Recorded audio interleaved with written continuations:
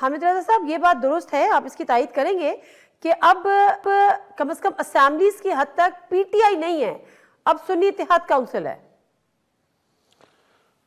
नहीं, मैं इसे एग्री नहीं करता। देखें, हम 7-8 साल से तकरीबन पाकिस्तान तहरीक इंसाफ के साथ इत्तेहादी हैं और मुश्किल की इस वक्त में घड़ी में अगर खान साहब ने हम पर एतमाद किया है तो आप बड़े आराम के साथ और मुकम्मल वसूख के साथ ये बात कह सकते हैं कि ये जो आर्जी सेटलमेंट है, जो नुमाइंदगान हैं पाकिस्तान तहरीक इंसाफ के हमायत याफ्ता जिन्होंने सुन्नी इत्तेहाद कौंसिल में शमूलियत इख्तियार की है, वो पाकिस्तान तहरीक इंसाफ की ही यानी कि इमरान खान साहब की ही पॉलिसी के मुताबिक चलेंगे। तो मेरा ख्याल है आर्जी तौर के ऊपर ये बहरान चूँकि पैदा हुआ था, बेशक उनकी होगी, अहकामात भी उनके हो सकते हैं, मर्जी भी उनकी हो सकती है, बट द रियलिटी इज कि वो पीटीआई नहीं है, वो पीटीआई काउंट नहीं होगी, वो पीटीआई पुकारी नहीं जाएगी, वो पीटीआई बुलाई नहीं जाएगी, वो पीटीआई लिखी नहीं जाएगी, वो सुन्नी इत्तेहाद काउंसिल होगी।